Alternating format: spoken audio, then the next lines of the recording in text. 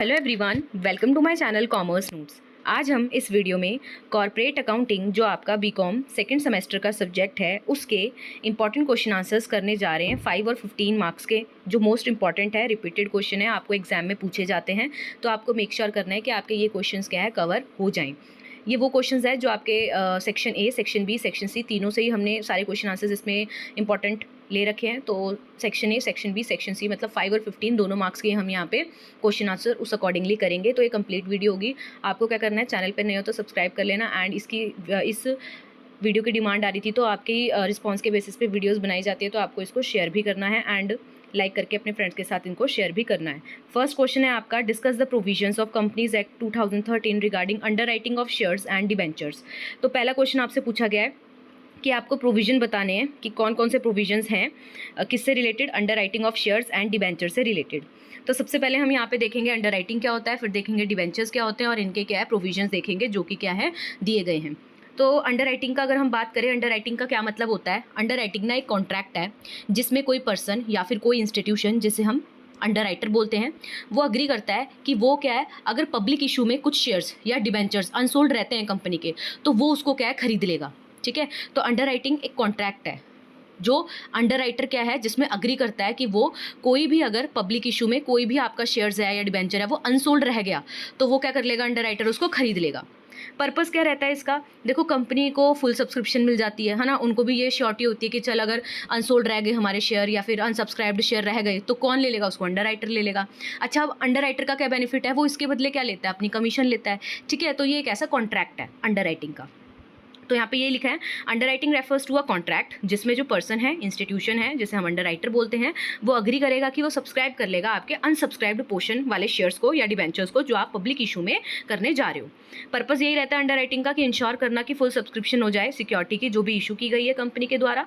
And underwriters earn करते हैं इसके बदले कमीशंस इस सर्विस को देने के बदले। ठीक है, फिर आता है लीगल प्रोविजन। तो लीगल प्रोविजन में अगर हम बात करें सबसे पहले, तो जो अंडरराइटिंग है, ठीक है, ये गवर्न की जाती है कंपनीज एक्ट 2013 के से रिलेटेड। फिर सेबी के जो issue of capital and disclosure requirement regulation 2018 है, ठीक है, फॉर लिस्टेड और पब्लिक कंपनीज, तो इसके भी अकॉर्डिंग रेगुलेट किया जाता है।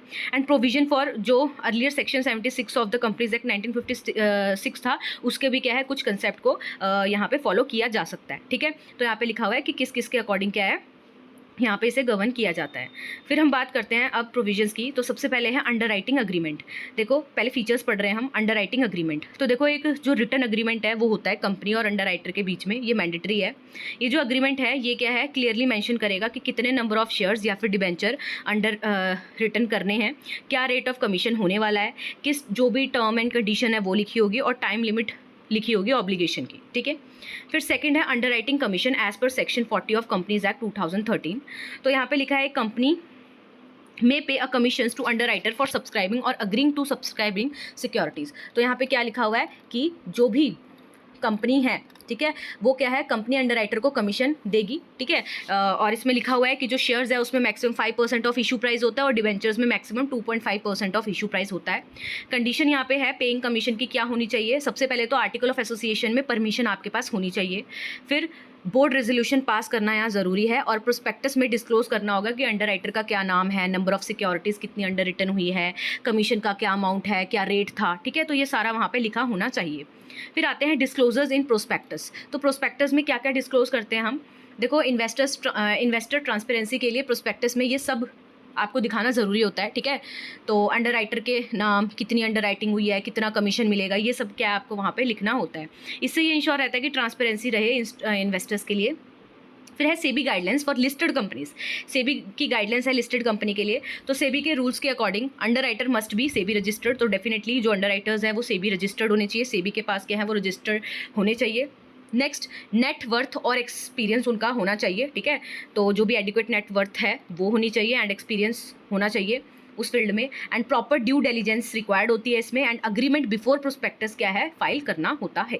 ठीक है, फिर अगर हम अकाउंटिंग ट्रीटमेंट की बात करें तो अकाउंटिंग ट्रीटमेंट में जो अंडरराइटिंग है, अंडरराइटिंग कमीशन को इशू एक्सपेंस माना जाता है। प्रॉफिट एंड लॉस में एक्सपेंस दिखाते हैं। कभी कभी इशू मतलब ये कह लो कभी कभी इसको कैपिटलाइज भी कर सकते हैं अकाउंटिंग स्टैंडर्ड के अकॉर्डिंग। ठीक है, इंपॉर्टेंस ऑफ अंडर राइटिंग की अगर हम बात करें तो यहाँ पे क्या लिखा हुआ है, देखो इससे ये श्योर रहता है कि कंपनी का जो भी इशू है वो फेल ना हो जाए, ठीक है। इन्वेस्टर का कॉन्फिडेंस बढ़ता है इससे, एंड सब्सक्रिप्शन में जो रिस्क होता है वो क्या है, इसमें कम होता है। तो समरी अगर हम देख लें तो समरी में क्या बोला इन्होंने कि मीनिंग क्या है, अग्रीमेंट है ये ऐसा जिसमें क्या है, अनसब्सक्राइब्ड शेयर को बाय करने का क्या है, इसमें एक अग्रीमेंट होता है, ठीक है। फिर कमीशन देखा हमने 5% शेयर्स के लिए एंड 2.5% डिवेंचर्स के लिए मैक्सिमम। एग्रीमेंट होना चाहिए रिटर्न में, terms and conditions clearly stated होनी चाहिए। आर्टिकल ऑफ एसोसिएशन आपका वहाँ पे आपको मतलब कि रिक्वायरमेंट होती है, वहाँ पे होना चाहिए आर्टिकल ऑफ एसोसिएशन में ये चीज़ लिखी हुई नहीं। फिर है डिस्क्लोजर, मैंडेटरी है प्रोस्पेक्टस में कि आपको डिस्क्लोजर देना है। सेबी रोल तो अप्लाई रूल्स बनाए गए हैं जो अप्लाई होते हैं लिस्टेड कंपनी में। एंड अकाउंटिंग की बात करें तो ट्रीट किया जाता है इसको इशू एक्सपेंस, ठीक है। तो ये था हमारा फर्स्ट क्वेश्चन, 5 मार्क्स में आता है ये आपको, उस अकॉर्डिंगली आपको अच्छे से करना है। तो ये जो सब्जेक्ट है इसके क्वेश्चन आंसर्स की आप ही की डिमांड थी तो इनको बनाया गया है, तो आपने ये मेक श्योर करना है कि आप ये सारे क्वेश्चन आंसर्स करो। आपको ये देख लेना है कि अभी तक अगर आपने पढ़ लिया है तो ये क्वेश्चन आंसर्स आपसे ना छूटे, एंड आप ज़्यादा से ज़्यादा इसको लाइक करो, इसको शेयर भी करो, ठीक है। क्योंकि लाइक और शेयर करोगे तो उसी बेसिस पे फिर क्या आपको बाकी भी आपके सब्जेक्ट के question answers time to time मिलते रहेंगे। और सब्सक्राइब नहीं किया तो सब्सक्राइब कर लेना। बहुत से ऐसे बच्चे हैं जो देखते हैं वीडियो बट सब्सक्राइब नहीं किया, तो नई वीडियोस या फिर आप ही के रिस्पांस के बेसिस पे बन रहा है, तो फिर तभी क्या है आपका रिस्पांस मिलेगा, तभी क्या है वीडियो बनेगी। और टेलीग्राम का लिंक इस वीडियो के डिस्क्रिप्शन में होगा, तो आप उसको ज्वाइन कर सकते हैं। फिर है आपका next question, what is procedure of preparing the accounts of life insurance company. तो ये क्वेश्चन भी आपको आया हुआ है कि क्या प्रोसीजर होता है जब आप प्रिपेयर करते हो अकाउंट्स लाइफ इंश्योरेंस कंपनी के, ठीक है। तो देखो procedure of preparing the accounts of life insurance company, तो सबसे पहला है आपका point legal and regulatory framework. देखो लाइफ इंश्योरेंस कंपनी को अपने अकाउंट्स प्रिपेयर करने होते हैं एज पर इंश्योरेंस एक्ट 1938, ठीक है, IRDAI act 1999, companies act 2013 and IRDAI regulation 2002 है जो format disclosures and principles define करता है। इन सब के अकॉर्डिंग क्या है वो क्या करते हैं, अपने अकाउंट्स को प्रिपेयर करते हैं सबसे पहले, ठीक है। ये हमने देख लिया कि जो ये रेगुलेशंस क्या प्रिस्क्राइब करते हैं कि जो फॉर्मेट डिस्क्लोजर अकाउंटिंग प्रिंसिपल्स क्या लगने वाले हैं, ठीक है। फिर है आपका next books of accounts to be maintain. तो कौन कौन से बुक्स ऑफ अकाउंट्स क्या है, इनको मेंटेन करके चलने पड़ते हैं। तो कह रहे हैं as per section 128 of companies act, ठीक है, एंड IRDAI की गाइडलाइंस के अकॉर्डिंग जो बुक्स है उन्हें मेंटेन करना ज़रूरी है, ठीक है। तो कौन कौन सी बुक्स, लाइक प्रीमियम अकाउंट है ना, प्रॉपर क्लेम अकाउंट हो गया, कमीशन अकाउंट हो गया, ऑपरेटिंग एक्सपेंस अकाउंट हो गया, इन्वेस्टमेंट अकाउंट हो गया, तो ये आपको मेंटेन करते हुए चलना है। फिर आपका next policy holder and share holder account separately आपको मेंटेन करते हुए चलना है। नेक्स्ट है preparation of financial statements. Life insurance company को ये 3 मेजर स्टेटमेंट्स बनानी होती हैं।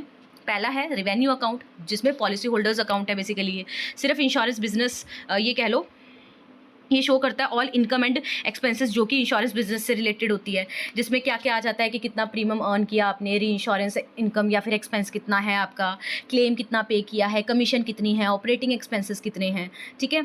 तो नेट रिजल्ट सरप्लस आ सकता है या तो डेफिशिट आ सकता है, P&L में ट्रांसफ़र होता है। नेक्स्ट है आपका, उसके बाद नेक्स्ट है प्रॉफिट एंड लॉस अकाउंट बनाते हो, शेयर होल्डर्स अकाउंट बेसिकली बोल सकते हो। ये रिफ्लेक्ट करता है non insurance incomes like investment income हो गई या अदर कोई इनकम है आपकी, ठीक है। इसमें भी शो नेट या प्रॉफिट होगा, लॉस होगा, ठीक है, वो अवेलेबल होगा डिविडेंड्स या फिर रिजर्व के लिए।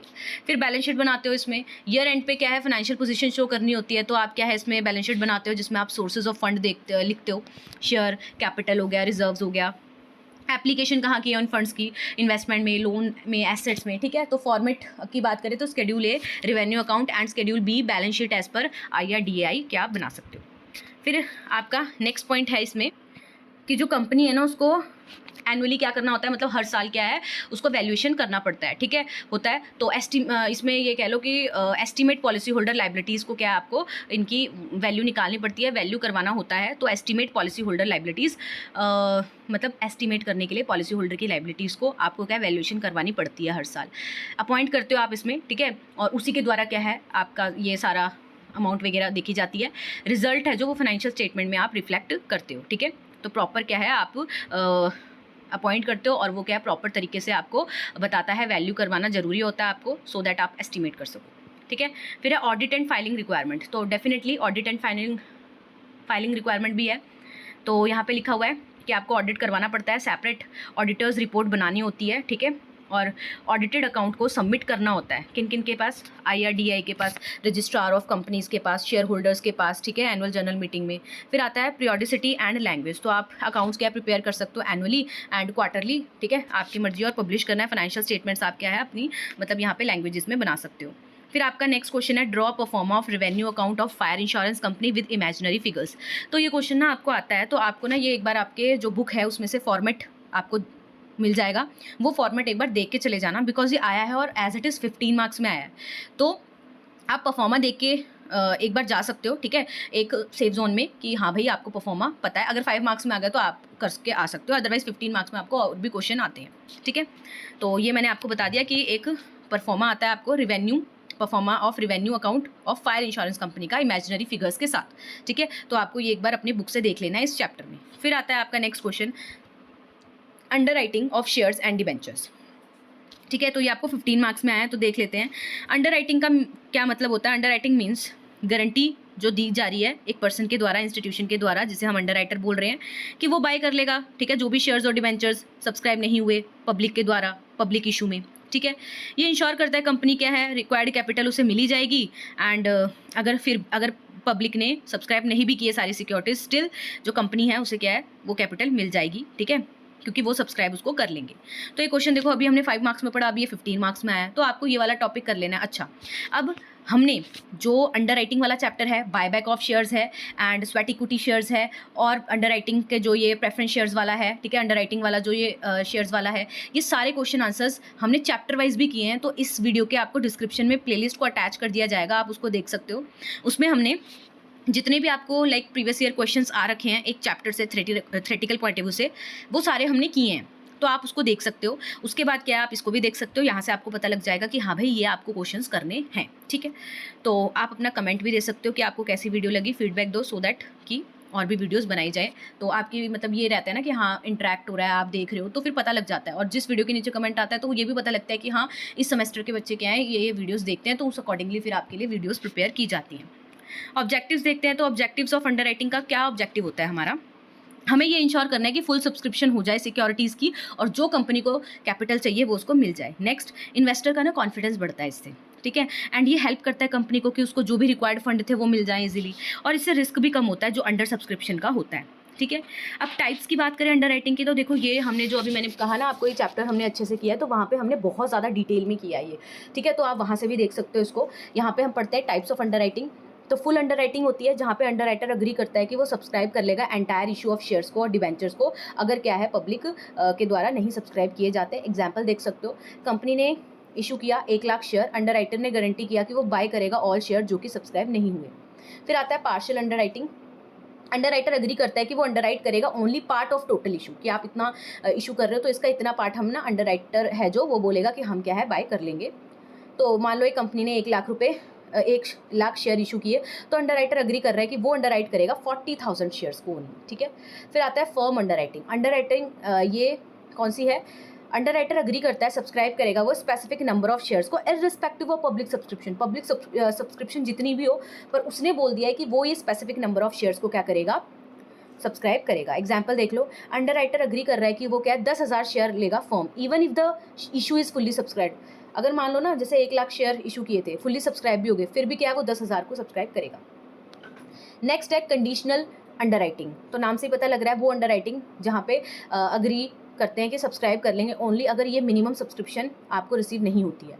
तो अंडर राइटर बोलता है भाई कंपनी को कि मिनिमम सब्सक्रिप्शन अगर रिसीव नहीं हुई आपकी तो हम क्या है उसको सब्सक्राइब कर लेंगे। जैसे मान लो 90% of shares are not subscribed अगर, तो वो क्या बोल रहा है कि मैं रिमेनिंग है जो वो क्या है ले लूँगा, ठीक है। फिर है सब अंडर राइटिंग। सब अंडर राइटिंग का मतलब क्या होता है, एक मेन अंडर राइटर होता है वो डिस्ट्रीब्यूट कर सकता है, ठीक है, रिस्क को अपने सब अंडर राइटिंग करवा के सब अंडर राइटर्स के थ्रू, ठीक है। फिर एग्जांपल है जैसे मेन अंडर राइटर था, उसने 10,000 शेयर्स अनदर ब्रोकर को दे दिए सो दैट रिड्यूस हो उसके खुद का रिस्क। अब एग्जांपल देख सकते हो आप, ठीक है, यहाँ पे एग्जांपल दे रखा है तो आप इसको चेक कर सकते हो।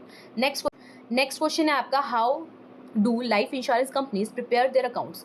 तो कैसे जो लाइफ इंश्योरेंस कंपनीज होती हैं वो प्रिपेयर करती हैं अपना अकाउंट, तो आपको ये बताना है। तो चलिए स्टार्ट करते हैं इसको। लाइफ इंश्योरेंस कंपनी प्रिपेयर करती है अपने अकाउंट को अकॉर्डिंग टू गाइडलाइंस, ठीक है, गाइडलाइंस के अकॉर्डिंग करती है जो IRDAI ने क्या है इशू की है। तो insurance regulatory and development authority, इसने जो भी गाइडलाइंस इशू करते हैं उसके अकॉर्डिंग क्या है लाइफ इंश्योरेंस कंपनीज अपने अकाउंट्स को प्रिपेयर करती हैं, और कंपनीज एक्ट 2013 के भी अकॉर्डिंग। तो फाइनेंशियल स्टेटमेंट्स प्रिपेयर किए जाते हैं जो लाइफ इंश्योरेंस कंपनी के द्वारा। उसमें अगर हम बात करें तो सबसे पहले है रेवेन्यू अकाउंट जो शो करता है रिजल्ट इंश्योरेंस ऑपरेशंस का, ठीक है, ड्यूरिंग द ईयर क्या हुआ। इंक्लूड होता है इसमें कितना प्रीमियम उन्होंने रिसीव किया, कितना उन्होंने कमीशन पे किया, कितने क्लेम्स पे किए उन्होंने, कितना मैनेजमेंट एक्सपेंस उनका लगा, ठीक है। ये हेल्प करता है जानने में कि whether life fund has increase, की जो उनका फंड है वो बड़ा है, कम हुआ है, कितना हुआ है।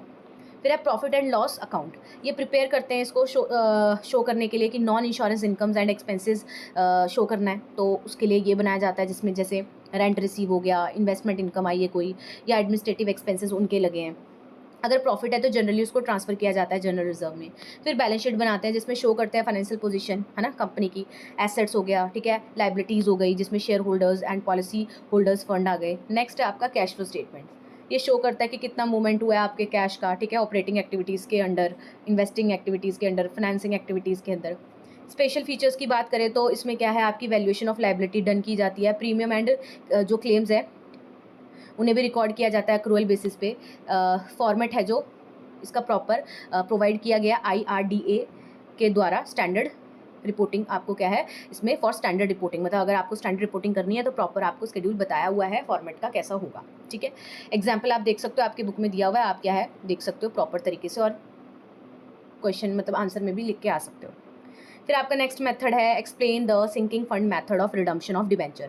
तो sinking fund method of redemption of debenture क्या होता है वो भी हम पढ़ लेते हैं, तो ये क्वेश्चन भी आया आपको। देखो, सिंकिंग फंड मेथड एक ऐसा मेथड है जहाँ पे कंपनी सेट असाइड करती हैं, मतलब साइड में रखती हैं फिक्स्ड अमाउंट अपने प्रॉफिट से हर साल, सो दैट वो रीपे करेगी अपने डिबेंचर्स को at the time of maturity, ठीक है। तो डिबेंचर को अगर उनको जब वो डिबेंचर मैच्योरिटी वाली डेट आ जाएगी तो उस टाइम पे रीपे करनी है ना अमाउंट प्रिंसिपल वाली, तो उसके लिए आज से ही क्या कंपनी अपने प्रॉफिट से थोड़ा थोड़ा पैसा फिक्स्ड अमाउंट में साइड रख रही है, तो उसे ही कहते हैं सिंकिंग फंड मेथड, ठीक है। आगे कैसे वर्क करता है ये देखो, एवरी ईयर एक फिक्स्ड अमाउंट क्या है ट्रांसफर किया जाता है अपने प्रॉफिट से सिंकिंग फंड अकाउंट में कंपनी के द्वारा। ये अमाउंट इन्वेस्ट किया जाता है सेफ सिक्योरिटीज़ में, सो दैट क्या है इससे भी थोड़ा बहुत रिटर्न मिले। At the time of maturity, जैसे ही डिबेंचर्स की मैच्योरिटी आती है तो इस इन्वेस्टमेंट को जो आपने जहाँ इन्वेस्ट कर दिया था ना वो पैसा, उसको सोल्ड करोगे, वहाँ से पैसा मिलेगा, जो भी सेल प्रोसीड होगी आप उसको यूज़ करोगे क्या करने के लिए, रीपे करने के लिए अपने डिबेंचर्स को, ठीक है। तो एडवांटेजेस क्या है इसके, ये इंश्योर करता है कि भाई फंड की अवेलेबिलिटी हो जाए उस टाइम पे जिस टाइम पे आपको रिडम्पशन करनी है। ये आपके फाइनेंशियल बर्डन जो एकदम से आ जाता उस टाइम पे, उसको आपने पहले से ही क्या है आप बना के चल रहे हो रिजर्व्स, तो आपको क्या है कहीं ना कहीं फाइनेंशियल बर्डन फेस नहीं करना पड़ेगा। नेक्स्ट, इंक्रीज कॉन्फिडेंस होता है डिबेंचर होल्डर का भी कि हाँ भाई कंपनी साइड में पैसा रख रही है, एंड इंकरेज होता है इससे डिसिप्लिन्ड फाइनेंशियल प्लानिंग कंपनी की कि हाँ भाई ये डिसिप्लिन्ड तरीके से फाइनेंशियल प्लानिंग कर रही है। अब जनरल एंट्रीज आप देख सकते हो आपकी बुक में भी दी है, like P&L appropriation account debit to sinking fund हो गया, sinking fund account debit to bank हो गया, अगर सेल ऑफ इन्वेस्टमेंट हो रहा है तो bank account debit to sinking fund investment हो गया, अगर रिडम्पशन कर रहे हो डिबेंचर्स की तो डिबेंचर्स की, ठीक है, तो डिबेंचर्स अकाउंट डेबिट हो जाएगा, ठीक है, और कैश जाएगा तो टू बैंक अकाउंट हो जाएगा, ठीक है। तो ये आप अपने बुक से भी देख सकते हो, एक एग्जाम्पल आप दे के आ सकते हो। एग्जाम्पल यहाँ दिया हुआ है, जैसे एक कंपनी है उसको ट्रांसफ़र कर रही है 50,000 हर साल सिंकिंग फंड में, 5 साल बाद क्या है उसके पास 2,50,000 हो गए ठीक है, इन्वेस्ट किए। 6th ईयर में कंपनी ने सेल की इन्वेस्टमेंट और रिडीम की अपने डिबेंचर्स को उस मनी को यूज़ करके। फिर आपका नेक्स्ट क्वेश्चन है briefly give the provisions of companies act 2013 related to underwriting of shares and debenture. तो देखो फर्स्ट क्वेश्चन हमने यही किया था और दोबारा ये आया, तो इस क्वेश्चन को आपको अच्छे से कर लेना है कि भाई कंपनीज एक्ट 2013 में प्रोविजन दिए हैं आपको under writing of shares and debenture से रिलेटेड, जिसमें सबसे पहले अंडर राइटिंग एग्रीमेंट होना चाहिए, रिटर्न होना चाहिए, ठीक है, प्रॉपर उसमें लिखा होना चाहिए टर्म कंडीशंस ये सब। फिर अंडर राइटर्स लाइबिलिटी क्या है, ठीक है, कब वो लाइबल होगा, किस टाइप की अंडर राइटिंग है, ठीक है, रिमेनिंग पोर्शन है जो एज पर अग्रीमेंट वो पे करेगा, तो ये क्या है सब कुछ यहाँ पे लिखा होना चाहिए। पेमेंट ऑफ कमीशन, एक कंपनी है वो पे करती है under writing commission under writers को, तो मैक्सिमम लिमिट है जैसे 5% इक्विटी शेयर पे हो गया, 2.5% डिबेंचर्स में हो गया, तो कमीशन क्या ऑथोराइज्ड होनी चाहिए आपके आर्टिकल ऑफ एसोसिएशन के द्वारा एंड डिस्क्लोज की होनी चाहिए वो प्रोस्पेक्टस में। फिर आता है डिस्क्लोजर्स इन प्रोस्पेक्टस, तो जो नेम है अंडर राइटर का, लाइबिलिटी कितनी है एंड अमाउंट ऑफ कमीशन कितनी दी है, वो सारा प्रोस्पेक्टस में क्लियरली डिस्क्लोज होना चाहिए। फिर सेबी एंड अदर रेगुलेशंस आपको फॉलो करनी है, तो अगर पब्लिक कंपनी है तो अंडर राइटिंग के टाइम पे फॉलो करनी है आपको सारे के सारे कंप्लायंस जो भी सेबी के द्वारा दिए गए हैं, ठीक है, गाइडलाइंस। फिर आपका नेक्स्ट क्वेश्चन है, what important points should be kept in mind while preparing annual accounts of general insurance company. तो कौन कौन से ऐसे पॉइंट्स हैं जो आपको क्या है देखने पड़ते हैं, ध्यान में रखने पड़ते हैं जब भी आप प्रिपेयर कर रहे हो एनुअल अकाउंट्स एक जनरल इंश्योरेंस कंपनी के, ठीक है। तो देखते हैं आंसर इसका। कह रहे जब हम प्रिपेयर करते हैं ना एनुअल अकाउंट्स एक जनरल इंश्योरेंस कंपनी के, तो कुछ इंपॉर्टेंट पॉइंट है जिसके बारे में हमें ना इन पॉइंट्स को हमें कंसीडर करना है और अवेयर होना है इनके बारे में। सबसे पहले कि आप फॉलो करो IRDAI की गाइडलाइंस को। अकाउंट्स प्रिपेयर करने चाहिए अकॉर्डिंग टू IRDAI के रेगुलेशंस के अकॉर्डिंग। जैसे insurance regulatory and development authority of India है, उसने जो भी रेगुलेशंस गाइडलाइंस रूल्स दे रखे हैं उसके अकॉर्डिंग आपको अपने अकाउंट्स को बनाना है। फिर है सेपरेट रेवेन्यू अकाउंट, प्रिपेयर करना है सेपरेट रेवेन्यू अकाउंट हर एक टाइप ऑफ इंश्योरेंस बिजनेस के लिए, जैसे फायर हो गया, मरीन हो गया या मिसलेनियस हो गया। नेक्स्ट है प्रीमियम अकाउंटिंग, प्रीमियम है जो उसको शो करना है आपको net of reinsurance and recognized on a accrual basis. तो प्रीमियम शुड बी शोन, आपको क्या है उसको शो करना है net of reinsurance and आपको रिकॉग्नाइज करना है उसको अक्रूअल बेसिस पे जब अर्न किया है, ना कि जब रिसीव किया है। फिर है क्लेम हैंडलिंग, इसमें क्या है लाइक इंक्लूड हो गया इसमें क्लेम कितना पे किया है, कितना आउटस्टैंडिंग है, कितना इनकर्ड है जो कि रिपोर्ट नहीं किया, तो ये सब है। फिर एडिक्वेट प्रोविजन होने चाहिए फ्यूचर क्लेम्स के लिए भी। अनएक्सपायर्ड रिस्क रिजर्व, तो क्रिएट करना है एक रिजर्व फॉर अनएक्सपायर्ड रिस्क, ठीक है, to account for the portion of risk that extended beyond the accounting period, जो उसके आगे जा चुका है उसके लिए भी आपको रिजर्व क्रिएट करना है। वैल्यूएशन ऑफ इन्वेस्टमेंट है, तो इन्वेस्टमेंट क्या है, मस्ट बी क्लासिफाइड, आपको इन्वेस्टमेंट को प्रॉपर तरीके से क्लासीफाई करना है एज़ पर जो भी नॉर्म्स बताए गए हैं, ठीक है, कि मार्केट प्राइस पे करना है, फेयर वैल्यू पे करना है, ठीक है, जो बताया गया उसके अकॉर्डिंग करना है। फिर है profit and loss appropriation account, prepare करना है आपको प्रॉफिट एंड लॉस अकाउंट भी and profit and loss appropriation account भी, जो कि शो करेगा net result and appropriation, like क्या डिविडेंड कैसे एप्रोप्रिएट किया, मतलब बाटा या फिर रिजर्व्स वगैरह, ये सारा आपको बताना है। फुल डिस्क्लोजर्स, डिस्क्लोज करना है सारी की सारी इंपॉर्टेंट अकाउंटिंग पॉलिसीज़ को, जो भी आपकी कॉन्टीजेंट लाइबिलिटीज़ हैं या कोई अदर इसेंशियल इन्फॉर्मेशन है अपने नोट्स टू अकाउंट्स में। फिर है आपके कुछ फॉर्म्स, ठीक है, आपको प्रिस्क्राइब्ड फॉर्मेट में ही सब कुछ करना है एंड स्केड्यूल जो भी आपको प्रोवाइड किए गए हैं IRDAI के द्वारा, ठीक है, जब भी आप प्रिपेयर कर रहे हो फाइनेंशियल स्टेटमेंट्स को। तो ये कुछ क्वेश्चन पॉइंट्स थे जो क्या है आपको इनके बारे में क्या है ध्यान में रखना होता है जब भी आप बना रहे हो।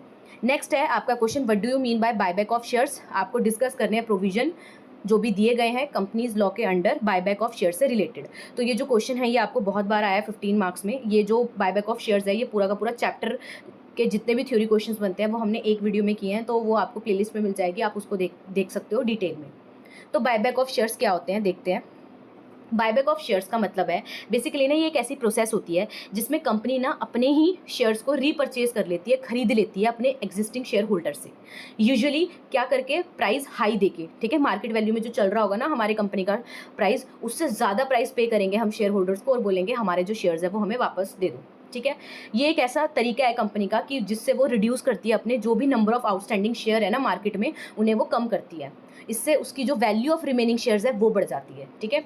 अब क्या क्या रीज़न है बायबैक ऑफ शेयर करने के, तो देखो एक्सेस कैश है कंपनी के पास तो वो उसको यूज़ करना चाहती है, ठीक है, तो वो क्यों ना अपने एक्सेस फंड को अच्छी तरीके से यूज़ कर ले अपने ही शेयर्स को वापस लेके, ठीक है। तो कंपनी क्या है, सरप्लस कैश है जिसके पास, वो बायबैक कर सकती है अपने शेयर्स को एक्सेस फंड को यूज़ करके अच्छे से। नेक्स्ट है इससे जो एग्जिस्टिंग शेयर का प्राइस होता है ना, अब रिमेनिंग शेयर्स का जो प्राइस है वो बढ़ जाता है, अर्निंग पर शेयर क्या है बढ़ जाता है। अगर रिडक्शन है नंबर ऑफ शेयर्स में तो इससे इंक्रीज होती है अर्निंग पर शेयर, जिससे स्टॉक प्राइस आपका बढ़ता है। फिर है increased share holder value, definitely जब स्टॉक का प्राइस बढ़ेगा तो क्या है शेयर होल्डर को बेनिफिट होगा, ठीक है, किससे, इंक्रीज्ड शेयर प्राइस से एंड पॉसिबल जो भी उसके कैपिटल गेन हो जाएंगे आगे। नेक्स्ट है इंप्रूव फाइनेंशियल रेशियो, रिड्यूस अगर आप कर रहे हो कैपिटल को तो इससे इंक्रीज होती है आपकी बहुत सारी प्रॉफिटेबिलिटी रेशियोज, जिससे कंपनी की फाइनेंशियल हेल्थ भी क्या है इंप्रूव होती है। नेक्स्ट है आप हॉस्टाइल टेक ओवर से भी क्या है मतलब defend against hostile takeover, तो रिड्यूस कर रहे हो जब आप नंबर ऑफ शेयर्स को ना सर्कुलेशन में, तो बेसिकली जो हॉस्टाइल टेक ओवर हो जाते हैं उससे आप बच रहे हो क्योंकि आप अपने शेयर वापस ही ले रहे हो, ठीक है। फिर प्रोविजंस अगर हम देखें कि क्या इससे रिलेटेड दे रखे हैं कंपनीज एक्ट में, तो देखो कंपनीज एक्ट है जो उसमें बताया गया है रूल्स और रेगुलेशंस फॉर कंपनी अगर वो बायबैक कर रही है अपने शेयर्स को। तो देख लेते हैं सबसे पहले कंडीशन क्या है बायबैक करने की। तो अथॉरिटी के अंदर अगर हम देखें तो बायबैक क्या है, ऑथोराइज्ड होने चाहिए कंपनी के आर्टिकल ऑफ एसोसिएशन में, मतलब आर्टिकल ऑफ एसोसिएशन क्या है, अलाउ करे कि आप क्या है कंपनी बायबैक कर सकती है अपने शेयर्स को। अब जो बायबैक है ये डन किया जा सकता है only after passing a special resolution bye share holder, तो स्पेशल रेजोल्यूशन आप क्या है पास करवा सकते हो। फिर है limits on buyback. Private company है वो बायबैक कर सकती है अपने शेयर्स को, but only after getting prior approval from its share holder. तो उसको अपने शेयर होल्डर से पहले क्या अप्रूवल लेना पड़ता है प्राइवेट कंपनी को। एंड अगर पब्लिक कंपनी है तो वो क्या है, for a public company buyback must not exceed, तो वो एक्सीड नहीं होना चाहिए 10% of total paid up capital and जो फ्री रिजर्व है उनके एक सिंगल फाइनेंशियल ईयर में, या फिर maximum of 25% of total paid up equity share. तो ये क्या है, इससे ज़्यादा नहीं होना चाहिए एक ईयर में, फाइनेंशियल ईयर में। नेक्स्ट है आपका sources of fund for buyback. Obviously बात है, बायबैक कर रहे हो तो पैसा देना है, तो कहाँ से, कौन कौन से सोर्सेज ऑफ फंड है आपके, जो कंपनी है वो यूज़ कर सकती है फॉलोइंग सोर्सेज को बायबैक करने के लिए अपने शेयर्स। सबसे पहला फ्री रिजर्व्स, ठीक है, जैसे रिटेन अर्निंग वगैरह हो गया। फिर सिक्योरिटी प्रीमियम अकाउंट को यूज़ कर सकती है। और नेक्स्ट प्रोसीड, जो फ्रेश इशू ऑफ शेयर से आई है बट बोरोइंग और लोन से नहीं होनी चाहिए वो, ठीक है। मेथड ऑफ बायबैक की बात करें, कंपनी बायबैक कर सकती है शेयर्स को यूज़ करके कोई भी मेथड। ओपन मार्केट हो गया जहाँ पे बाय कर रही है शेयर्स को स्टॉक एक्सचेंज में। टेंडर ऑफर हो गया जिसमें उसने ऑफर किया शेयर होल्डर को कि सेल कर दो, ठीक है, सेल बैक कर दो शेयर्स को प्रीमियम पे। या purchase from share holder, directly सीधा एग्रीमेंट किया और वापस ले लिया अपने शेयर्स को, ठीक है। फिर है मैक्सिमम पीरियड फॉर कंप्लीटेशन, कब तक ये कंप्लीट हो जाना चाहिए सारा प्रोसेस। तो जो बायबैक है उसको कंप्लीट हो जाना चाहिए विद इन 12 मंथ, ठीक है। कब से, from the date of passing, जब आपने स्पेशल रेजोल्यूशन क्या है पास किया था उसके 12 महीने के अंदर अंदर ये पूरी प्रोसेस क्या है क्लियर हो जानी चाहिए। फिर है कंप्लायंस विद सेबी रेगुलेशन। तो जो लिस्टेड कंपनीज़ हैं उनको क्या है, सेबी की रेगुलेशन का भी क्या है कंप्लायंस करना होता है। अगर कंपनी लिस्टेड है तो उसको कंप्लाई करना है सेबी की रेगुलेशंस। बायबैक क्या है, not be detrimental to interest of public shareholder. तो वो क्या है, बायबैक ऐसे नहीं है कि कोई उनके इंटरेस्ट के अगेंस्ट हो जाए, पब्लिक शेयर होल्डर के अगेंस्ट के क्या है, मतलब इंटरेस्ट के अगेंस्ट हो जाए, ऐसा नहीं होना चाहिए। फिर है डॉक्यूमेंट्स एंड फाइलिंग रिक्वायर्ड। तो ऑब्वियसली बात है कुछ डॉक्यूमेंटेशन या फाइलिंग यहाँ पे रिक्वायर्ड होती है। कौन कौन सी है, सबसे पहला स्पेशल रेजोल्यूशन पास करवाना है, शेयर होल्डर करते हैं, ठीक है, अप्रूव करते हैं कि ठीक है बायबैक होगा। डिक्लेरेशन, तो यहाँ पे डिक्लेरेशन क्या है होनी चाहिए बाय कंपनी की, कंफर्म करेगी वो कि भाई वो कोई वायलेट नहीं कर रही है प्रोविजंस को और फुलफिल कर लिया उसने सारी की सारी लीगल ऑब्लिगेशंस। नेक्स्ट है return to registrar. After buyback जो कंपनी है उसको फाइल करना होता है रिटर्न रजिस्ट्रार ऑफ कंपनी के पास विद इन 30 डे, जब भी उसका कंप्लीट हुआ है बायबैक। रिस्ट्रिक्शन भी है बायबैक में, जैसे फाइनेंशियल कंडीशन हो गया, कंपनी सॉल्वेंट होनी चाहिए, इनफ रिजर्व्स होने चाहिए, तभी तो बायबैक करेगी ना उनको यूज़ करके। फिर है कैपिटल रिडक्शन। आफ्टर बायबैक जो कंपनी है वो रिड्यूस करेगी अपनी शेयर कैपिटल को कैंसिल करके जो भी रीपरचेज उसने शेयर किए थे। फिर है no buyback for 1 year after buyback. कह रहे अगर एक बार आपने बायबैक कर लिया तो उसके 1 साल के बाद क्या आप 1 साल तक कोई बायबैक नहीं कर सकते हो। तो एक कंपनी को अलाउ नहीं होता है कि वो बाय करेगी अपने दोबारा से, ठीक है, शेयर्स को 1 साल तक जब उसने कंप्लीट किया अपना बायबैक, ठीक है, unless the shares are fully paid, ठीक है। और हाँ, मतलब फुल्ली पेड शेयर्स क्या है आपके होने चाहिए। तो यही लिखा हुआ है यहाँ पे, कंपनी प्रोहिबिटेड होता है, ठीक है, कंपनी को कि भाई वो बाय नहीं कर सकती है back shares for a period 1 year after the completion of buyback, unless अगर शेयर्स क्या है फुल्ली पेड है। कॉन्सिक्वेंस क्या आते हैं बायबैक के, तो भाई अर्निंग पर शेयर बढ़ जाएगा, कैपिटल आपकी रिड्यूस हो जाएगी। टैक्स इम्प्लीकेशन की बात करें तो बायबैक सब्जेक्टेड टू टैक्सेशन होता है अंडर इनकम टैक्स एक्ट, ठीक है। कंपनी को रिक्वायर होता है कि वो पे करेगी टैक्स 20% ऑन बायबैक अमाउंट, ठीक है। ये आप अपनी एक बार बुक में भी चेक कर लेना। एग्जाम्पल देखो तो यहाँ पे एग्जाम्पल दे रखा है, आप देख सकते हो। और ये आपको समरी टेबल दे रखा है कि स्पेशल रेजोल्यूशन हो गया, या फिर आपका शेयर कैपिटल लिमिट होगी, फंडिंग सोर्सेज कहाँ से आ रहे हैं, कंप्लीट टाइम कब तक कर लेना है आपको, फाइलिंग और टैक्सेशन, ठीक है। नेक्स्ट क्वेश्चन है आपका मैनेजरियल रेम्यूनरेशन बताना है आपको अंडर कंपनीज एक्ट 2013। तो ये क्वेश्चन भी आपको 5 और 15 दोनों मार्क्स में आता है। तो देखते हैं अगर आ जाएगा तो कैसे करना है। तो देखो मैनेजरियल रेम्यूनरेशन का क्या मतलब होता है। Managerial remuneration refers to the compensation paid to key management personnels of a company. Managerial remuneration का मतलब वो कंपनसेशन जो पे की जा रही है की पर्सोनल ऑफ कंपनी को, ठीक है। की मैनेजमेंट पर्सोनल्स होते हैं जो कंपनी के, उनको, जैसे कि एमडी हो गया, मैनेजिंग डायरेक्टर हो गया, होल टाइम डायरेक्टर हो गया, ठीक है, या फिर मैनेजर हो गया। अब ये जो रेम्यूनरेशन है उसके अंदर सैलरी, बोनस, इंसेंटिव या अदर बेनिफिट्स आते हैं। अब इसके प्रोविजंस आपसे पूछते हैं बेसिकली, तो आपको प्रोविजन पता होने चाहिए। तो सेक्शन 197 मैनेजरियल रेम्यूनरेशन के बारे में बताता है। तो प्रोविजन है managerial remuneration are primarily govern by section 197, ठीक है, कंपनीज एक्ट 2013 का। ये बताता है कि मैक्सिमम लिमिट क्या होनी चाहिए, अप्रूवल रिक्वायर्ड होता है आपको, और अदर गाइडलाइंस बताता है पे करने के रेम्यूनरेशन, ठीक है। अगर आप किसको दे रहे हो रेम्यूनरेशन, डायरेक्टर को या की मैनेजरियल पर्सोनल्स को, ठीक है। Maximum limit of managerial remuneration यहाँ बताई है कि क्या लिमिट होगी, ठीक है, इनकी।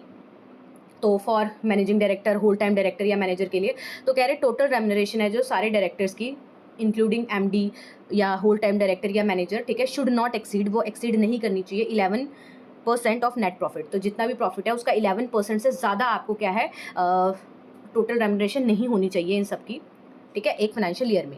रेम्युनरेशन ऑफ इंडिविजुअल डायरेक्टर है, जैसे कि इंक्लूडिंग एमडी हो गया, होल टाइम डायरेक्टर या मैनेजर हो गया, should not exceed 5% of net profit. तो इंडिविजुअल में 5% ऑफ नेट प्रॉफिट नहीं होना चाहिए कंपनीज, ठीक है, net profit of the companies. And अगर इन केस वन डायरेक्टर है एंड 10% ऑफ द, मतलब वन डायरेक्टर में, and 10% of net profit in case there are multiple director. अगर मल्टीपल डायरेक्टर है तो 10%, वन डायरेक्टर है तो 5%, ठीक है। तो यहाँ नेट प्रॉफिट का बताया गया है, इससे ज़्यादा नहीं होना चाहिए, 5% से ज़्यादा।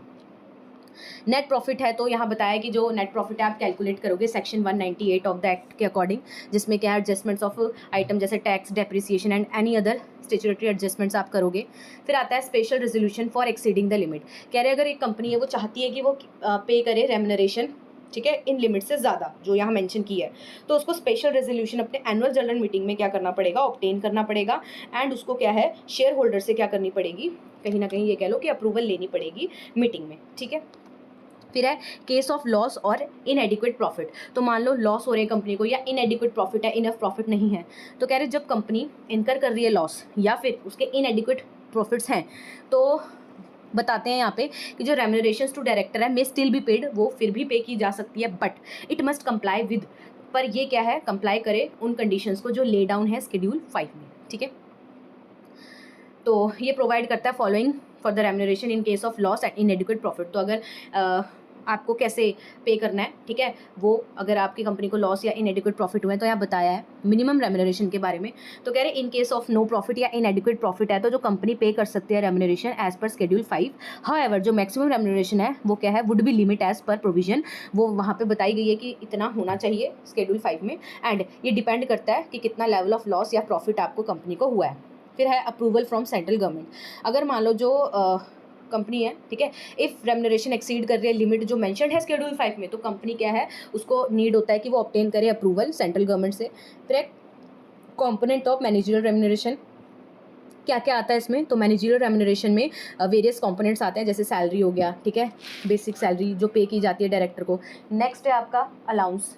तो अलाउंस में क्या है हाउस रेंट अलाउंस हो गया, मेडिकल अलाउंस हो गया, तो ये भी क्या है इसमें देखा जाता है। बोनस, ठीक है, फिर कमीशन देखी जाती है जो परसेंटेज ऑफ कंपनी प्रॉफिट में दी गई है। फिर कोई भी परक्विजिट दे रखे हैं आपने, अदर बेनिफिट दे रखे हैं, ठीक है, तो ये सारे क्या है कंपोनेंट्स हैं। नेक्स्ट है disclosure in financial statement. Definitely company को डिस्क्लोज करना पड़ेगा डिटेल मैनेजरियल रेम्युनरेशन की अपने फाइनेंशियल स्टेटमेंट्स में। पहला है board report. Board of director को रिक्वायर होता है कि डिस्क्लोज करे वो रेम्युनरेशन जो भी डायरेक्टर्स को दिया अपनी बोर्ड रिपोर्ट में, और साथ के साथ ओवरऑल लिमिट और अप्रूवल जो भी ऑब्टेन किया था उन्होंने वो भी उनको दिखाना होता है।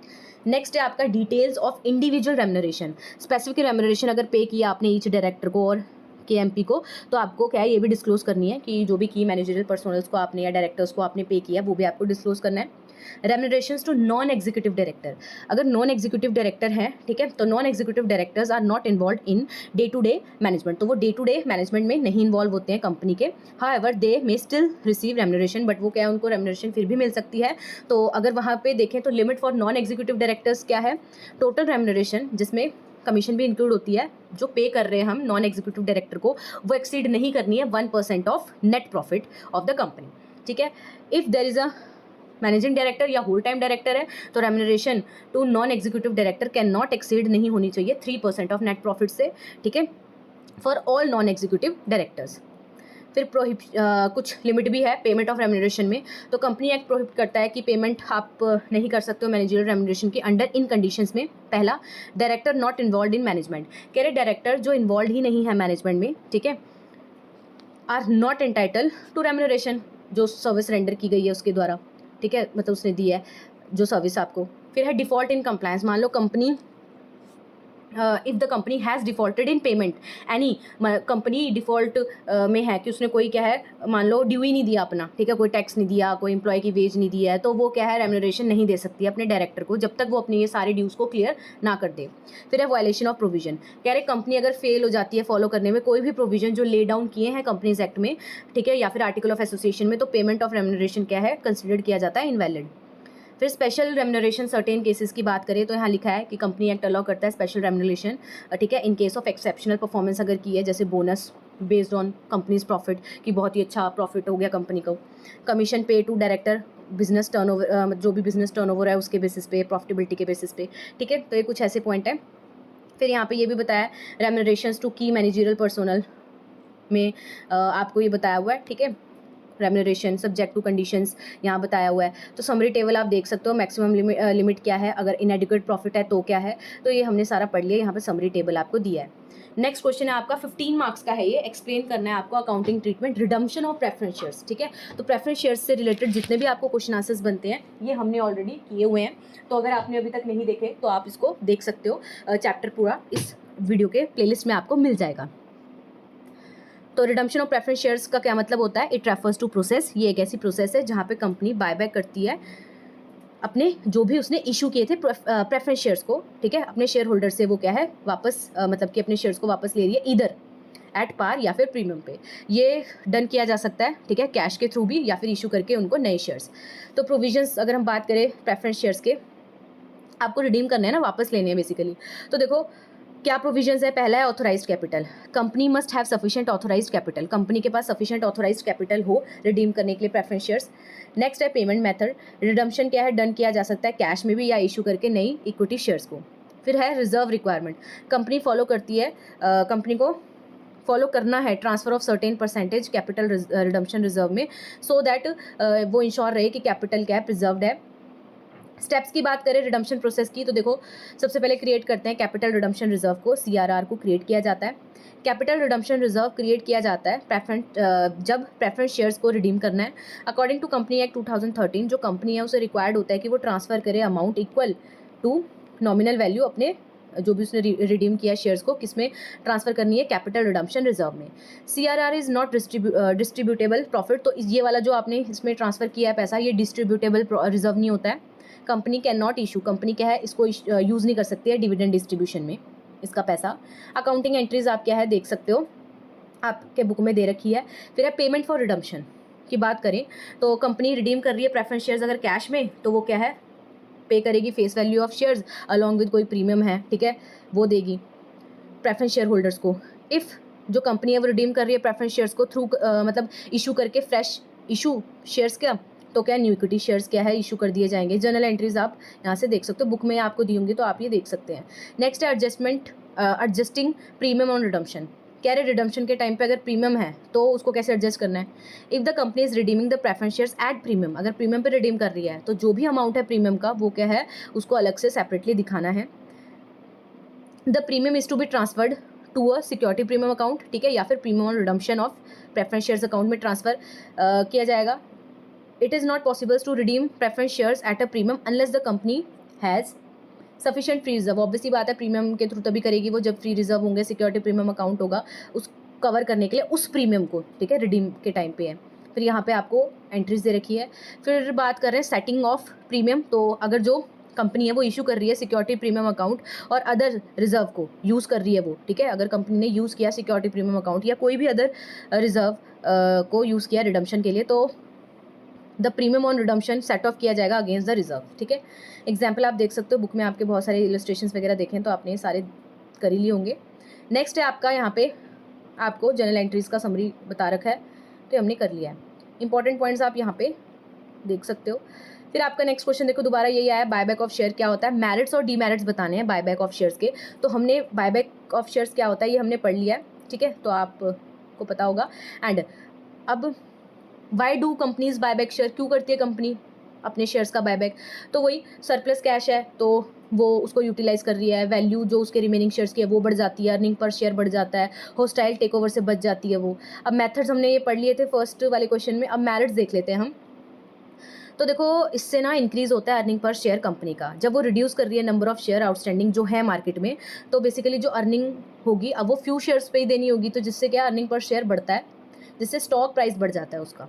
फिर है बूस्ट शेयर होल्डर्स वैल्यू, कह रहे शेयर होल्डर जो सेल करते हैं अपने शेयर्स को, ठीक है, shares back to the company often do so that a premium giving them as a immediate gain, तो डेफिनेटली उन्होंने मतलब वापस कर दिए, ठीक है। तो इससे क्या होता है, प्रीमियम या इमीडिएट गेन हो जाता है। ये क्या है, इंक्रीज़ करता है ओवरऑल शेयर होल्डर की सेटिस्फेक्शन को।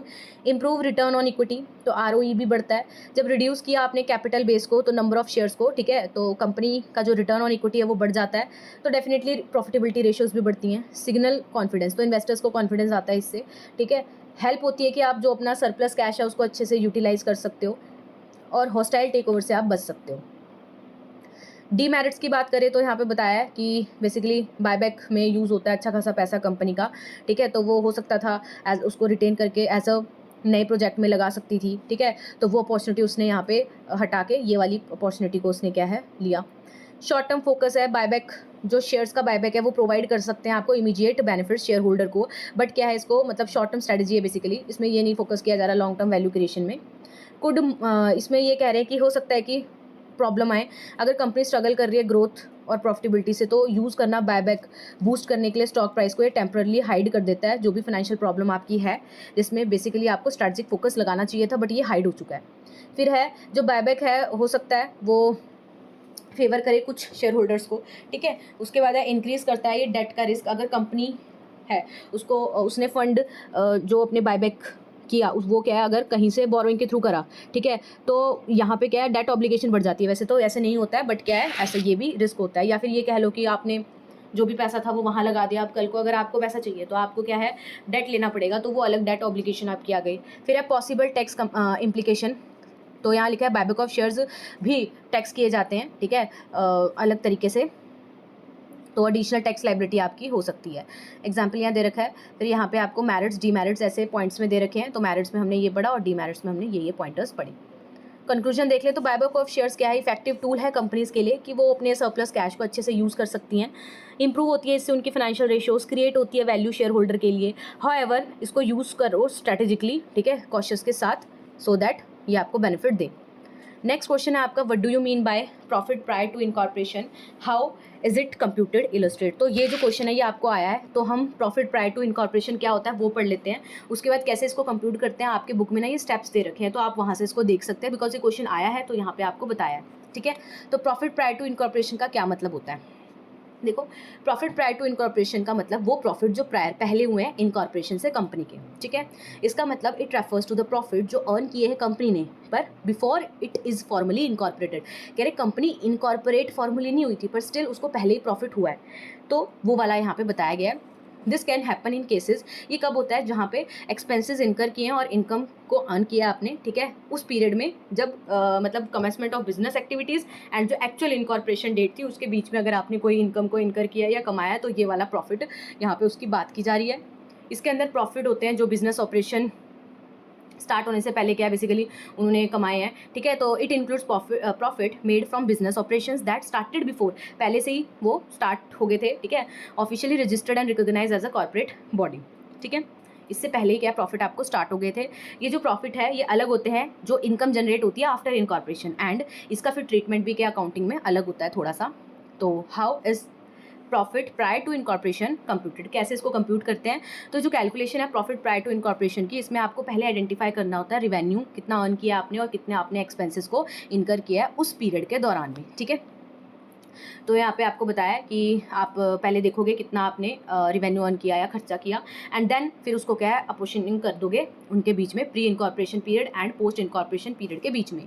तो यहाँ स्टेप्स आपको दे रखे हैं, ठीक है। आइडेंटिफाई द पीरियड, सबसे पहले आपको क्या है पीरियड देखना पड़ता है, आइडेंटिफाई करना पड़ता है। फिर रिवेन्यू कितना हुआ है वो देखोगे आप, फिर एक्सपेंसेस कितने हुए हैं वो देखने वाले हो, फिर उसको क्या है अपोर्शनमेंट ऑफ एक्सपेंसेस करते हो, ठीक है। एक्सपेंसेस जो क्या बेनिफिट दिए हैं बोथ प्री इनकॉर्पोरेशन और पोस्ट इनकॉर्पोरेशन पीरियड के, तो उनको क्या डिवाइड करोगे आप कॉमन मेथड बेसिस पे। फिर है यहाँ पे बताया है, फिर है कैलकुलेट करोगे आप प्रॉफिट, एंड यहाँ पे एग्जांपल दिया बट एग्जांपल आपको अपने बुक से कर लेना और स्टेप्स भी आपको क्या करने हैं अपने बुक से करने हैं। तो यहाँ पे आपको पॉइंटर्स दे रखे हैं, आप उसके अंदर की एक्सप्लेनेशन अपने बुक से देख सकते हो। नेक्स्ट है आपका क्वेश्चन, तो इसमें एक ये भी पॉइंट देख लेना कि प्री इनकॉर्पोरेशन प्रॉफिट है जो उसका जो भी अर्न किया है कंपनी ने, ठीक है, इनकॉर्पोरेट होने से पहले जो भी प्रॉफिट अर्न किया है तो उसको शो किया जाता है सेपरेटली फाइनेंशियल स्टेटमेंट्स में और ट्रीट किया जाता है कैपिटल प्रॉफिट, और उसको ट्रांसफर कर दिया जाएगा कैपिटल रिजर्व में। एंड पोस्ट इनकॉर्पोरेशन जो प्रॉफिट है डेफिनेटली उसको जो भी अर्न किया आफ्टर इनकॉर्पोरेशन उसको P&L में दिखाते हैं और वो पार्ट होता है आपके नॉर्मल ऑपरेटिंग प्रॉफिट का। तो यहाँ कंक्लूजन दे रखा है। अब आपका एक ये क्वेश्चन है जो कि 3 से 4 बार आया है रिपीटेडली, तो इसको अच्छे से आप करके जाओगे, ठीक है। क्वेश्चन है आपका, state the guidelines issued by SEBI for issue of bonus share. तो कौन कौन सी गाइडलाइंस इशू की गई है सेबी के द्वारा बोनस शेयर के रिगार्डिंग, ये आपको डिटेल में यहाँ बताना है। तो स्टार्ट करते हैं। देखो पहले एलिजिबिलिटी क्राइटेरिया है, ठीक है। कंपनी है उसके पास सफिशिएंट रिजर्व होने चाहिए, जिसमें फ्री रिजर्व हो गया, ठीक है, सो दैट वो कवर करे जो भी वो इशू कर रही है बोनस शेयर का, ठीक है। नो एक्यूमुलेटेड लॉस, उसके कोई एक्यूमुलेटेड लॉस चलते नहीं होने चाहिए पहले से, ठीक है। एंड पॉजिटिव रिजर्व उसके होने चाहिए। नेक्स्ट है अप्रूवल होनी चाहिए बोर्ड ऑफ डायरेक्टर के द्वारा। तो जो बोर्ड ऑफ डायरेक्टर है वो अप्रूव करे इस इशू को बोनस शेयर के। एंड जो बोनस शेयर की रेशियो है वो यहाँ बताई है 1:1, 2:1 मस्ट बी स्पेसिफाइड होनी चाहिए। Declaration should be made based on the companies financial health, और उतना ही बोनस शेयर आप इशू कर सकते हो बेस्ड ऑन कि कंपनी की फाइनेंशियल हेल्थ कैसी है, ठीक है। फिर है share holders approval, resolution pass करना होता है, ठीक है, एनुअल जनरल मीटिंग में या फिर एक्स्ट्रा ऑर्डिनरी जनरल मीटिंग में, ठीक है, अप्रूव करने के लिए बोनस इशू को स्पेशल रेजोल्यूशन जनरली रिक्वायर्ड होता है, ठीक है। तो ये जो क्वेश्चन है ना, ये हमने वैसे भी किया है डिटेल में, ये वाला चैप्टर, ठीक है। Bonus shares, sweat equity shares, ये सारे आपको देख लेने हैं। तो प्लेलिस्ट के वो वाले क्वेश्चन भी इसके बाद आपको देख लेने हैं, तो आपके काफ़ी हद तक क्या है इंपॉर्टेंट क्वेश्चंस कवर्स हो जाएंगे। फिर है अनाउंसमेंट एंड कंप्लायंस, कंपनी को भाई इन्फॉर्म भी करना है स्टॉक एक्सचेंज में और फाइल करना है वो सारे कंप्लायंस की रिपोर्ट सेबी के पास। एंड अनाउंसमेंट है उसके अंदर बोनस इशू का रेशो क्या है, रिकॉर्ड डेट क्या है, रीज़न क्या है, ये सब देना है। रिकॉर्ड डेट की बात करें तो जो कंपनी है वो the company must fix a record date, उसको रखनी पड़ती है रिकॉर्ड डेट डिटरमाइन करने के लिए कि कौन एलिजिबल है रिसीव करने के लिए bonus share. No impact on paid up capital, कह रहे बोनस शेयर इंक्रीज करता है नंबर ऑफ शेयर्स को, बट ये अफेक्ट नहीं करता आपके ओवरऑल कैपिटल को। No change in the value of shareholders holding, तो इसमें कोई चेंज नहीं आता वैल्यू में शेयर होल्डर्स की होल्डिंग में। फिर लिमिट भी लगाई है इशू में, तो कौन कौन सी है वो देख लेते हैं। बोनस शेयर्स इशू किए जाते हैं एग्जिस्टिंग शेयर होल्डर्स को किस प्रोपोर्शन में, उनके होल्डिंग के प्रोपोर्शन में। Only 1 bonus issue per year unless SEBI अगर अलाउ करती है अदरवाइज, ठीक है। प्रोहिबिशन ऑन कैश पेमेंट, तो यहाँ लिखा है बोनस शेयर्स इशू किए जाएंगे इन फॉर्म ऑफ शेयर्स, ठीक है, कैश में नहीं। And tax implication, no tax on bonus shares when issued, but tax क्या है अप्लाई हो सकते हैं जब आप सेल कर रहे हो उसको बाद में। सेबी रोल, तो सेबी इंश्योर करता है कि ये प्रोसेस क्या है अच्छी तरीके से हो, रूल रेगुलेशन के साथ हो और ट्रांसपेरेंसी बनी रहे। फिर है utilisation of reserve, bonus shares can only be issued, आप इशू कर सकते हो इनको सिर्फ फ्री रिजर्व से, जैसे जनरल रिजर्व हो गया, ठीक है। Eligibility for issue of bonus shares की बात करें तो अभी हमने पढ़ा, ठीक है, कि बोनस शेयर्स ओनली इशू किए जा सकते हैं फ्री रिजर्व से, सिक्योरिटी प्रीमियम अकाउंट से या फिर कैपिटल रिडम्पशन रिजर्व से। This can not be issued, आप प्रॉफिट एंड लॉस अकाउंट से नहीं कर सकते हो। कंपनी फॉलो करेगी, जो मतलब कंपनी है जो उसके अगर कोई भी एक्यूमुलेटेड लॉस चल रहे हैं तो भाई नहीं वो कर सकती है ये बोनस शेयर को इशू, वो उसके जो रिजर्व पॉजिटिव होने चाहिए, बोर्ड का अप्रूवल लेना चाहिए, हमने देख लिया है, ठीक है। तो समरी है बेसिकली, शेयर होल्डर की अप्रूवल लेनी है आपको, रिकॉर्ड डेट देखनी है, इंक्रीज होती है इससे शेयर कैपिटल की नहीं, वो हमने यहाँ पे पढ़ा।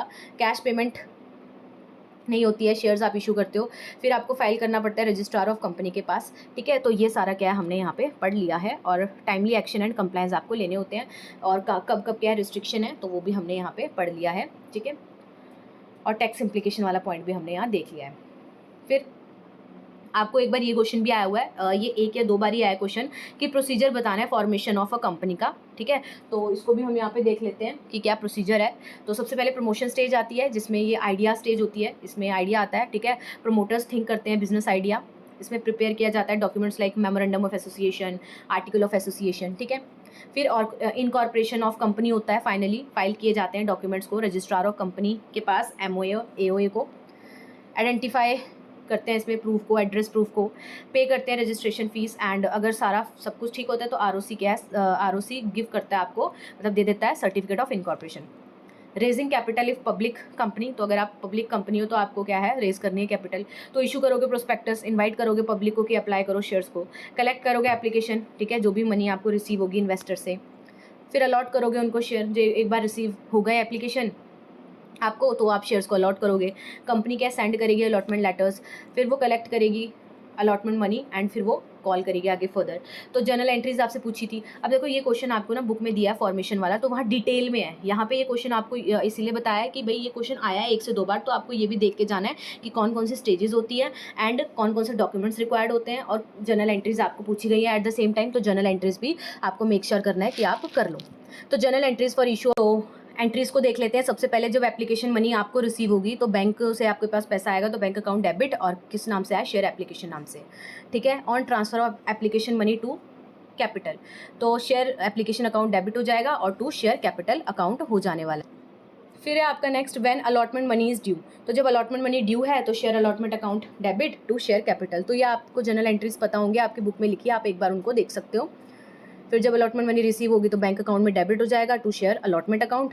फिर जब फाइनल कॉल मेड करोगे तो ड्यू की एंट्री है ये, share final call account debit to share capital. जब रिसीव हुई मनी तो बैंक से पैसा आएगा और टू शेयर फाइनल कॉल। तो ये आपको क्या है यहाँ पे बताया ना कि जो फाइनल कॉल में आपके बैंक पे पैसा आएगा तो बैंक अकाउंट डेबिट हो गया शेयर फाइनल कॉल अकाउंट से, ठीक है।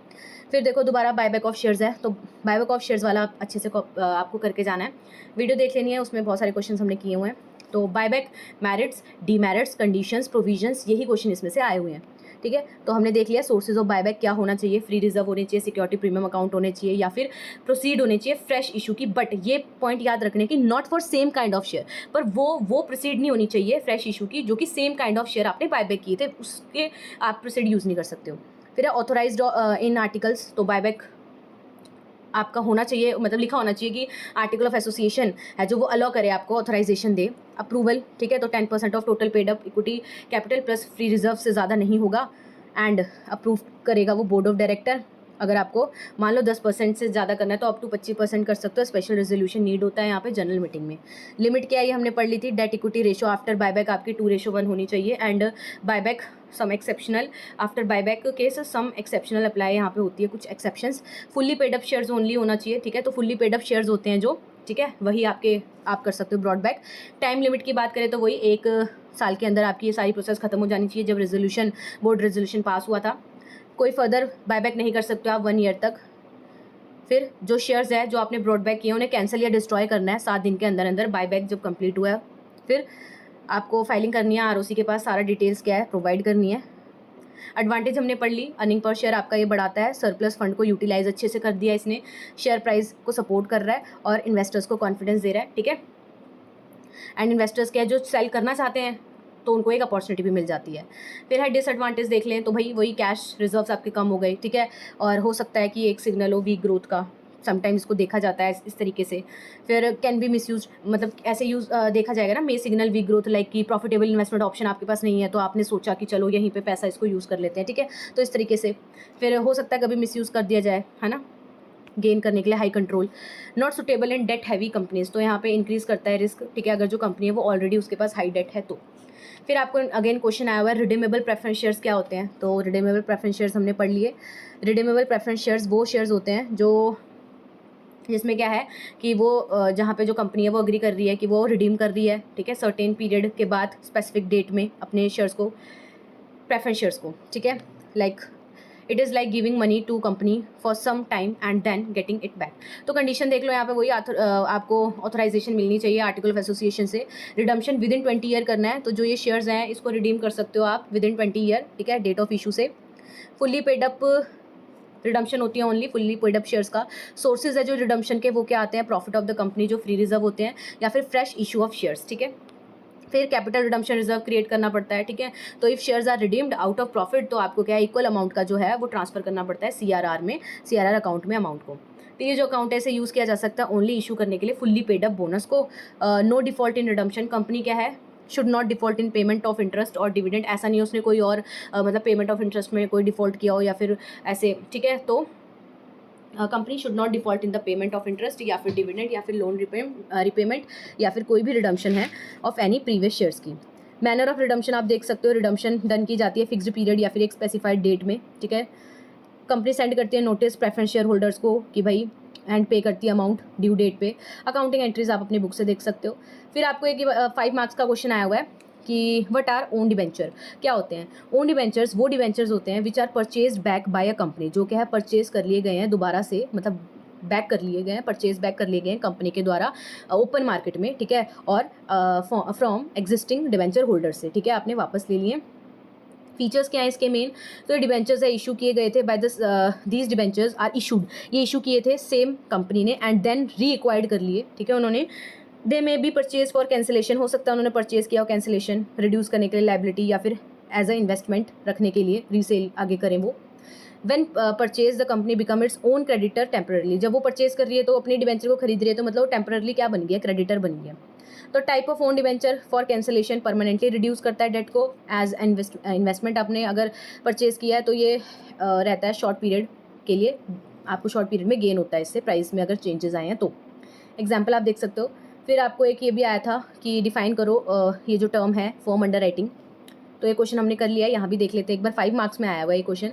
फर्म अंडर राइटिंग एक ऐसी टाइप ऑफ अंडर राइटिंग है, एक ऐसा एग्रीमेंट है बेसिकली, जहाँ पे अंडर राइटर अग्री करता है कि भाई मैं ये सब्सक्राइब कर लूँगा स्पेसिफाइड नंबर ऑफ शेयर्स को, ठीक है, या डिबेंचर्स को, रिगार्डलेस जो भी पब्लिक सब्सक्रिप्शन कितनी हो रही है, ठीक है, तो उसको जितना उसने बोला है वो उतना वो कर लेगा सब्सक्राइब।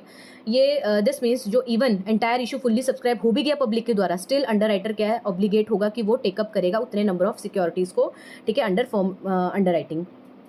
की पॉइंट्स क्या है, बाइंडिंग कमिटमेंट है, उसने सेपरेटली बोल दिया है, ठीक है, and firm underwriting shares क्या है, are not deducted from the public subscription, उसको वहाँ से माइनस नहीं करते हैं, वो तो अलग उसने बोला है कि इतने लूँगा, ठीक है, एंड इसको कंसिडर किया जाता है actual purchase by the underwriter. फिर आपका ये जो है question, what are sweat equity shares, under which conditions this can be issued by a company. तो ये क्वेश्चन हमने डिटेल में किया भी हुआ है, ठीक है, इससे रिगार्डिंग जो भी क्वेश्चंस आए हैं वो भी किए हैं, तो आप क्या है उसको देख सकते हो प्लेलिस्ट में। तो स्वेट इक्विटी शेयर्स वो इक्विटी शेयर्स होते हैं जो इशू करती है कंपनी, ठीक है, अपने एम्प्लॉयज़ को, डायरेक्टर्स को, एक डिस्काउंटेड या डिस्काउंटेड प्राइस पे, या फिर for consideration other than cash हो सकती है वो, ठीक है। कैसे, रिकॉग्नाइजेशन ऑफ देयर कंट्रीब्यूशन, भाई उन्होंने कंट्रीब्यूशन किया कंपनी के लिए, ठीक है, बहुत, तो इसको रिकॉग्नाइज कर रही है वो, ठीक है, तो डिस्काउंटेड रेट पे उन्होंने इशू कर दिया शेयर्स, या फिर कंसिडरेशन अदर देन कैश में, सच एज प्रोवाइडिंग लाइक, मतलब उन्होंने क्या है बहुत कंपनी को कोई ना कोई बेनिफिट दिया हुआ है, ठीक है, तो उसके रिकॉग्नाइजेशन में वो क्या है, ये स्वेट इक्विटी शेयर्स को इशू कर रही हैं। अब कंडीशंस देख लें, अगर हम स्वेट इक्विटी शेयर्स की इशू करना है अगर आपको स्वेट इक्विटी शेयर्स, तो क्या कंडीशंस हैं, वही सबसे पहले ऑथराइजेशन होनी चाहिए बाय स्पेशल रेजोल्यूशन, तो इशू मस्ट बी ऑथोराइज होना चाहिए, स्पेशल रेजोल्यूशन पास होना चाहिए जनरल मीटिंग में। टाइम पीरियड बोला है कंपनी को ये कंप्लीट कर लेना है, the company must have completed at least 1 year, ठीक है, 1 year since the date of commencement of business. And valuation की बात करें तो वैल्यूएशन ऑफ इंटेलेक्चुअल प्रॉपर्टी या नो हाउ है, या फिर वैल्यू एडिशन है, वो डन करना है रजिस्ट्रार वैल्यू पे, रजिस्टर्ड वैल्यू पे।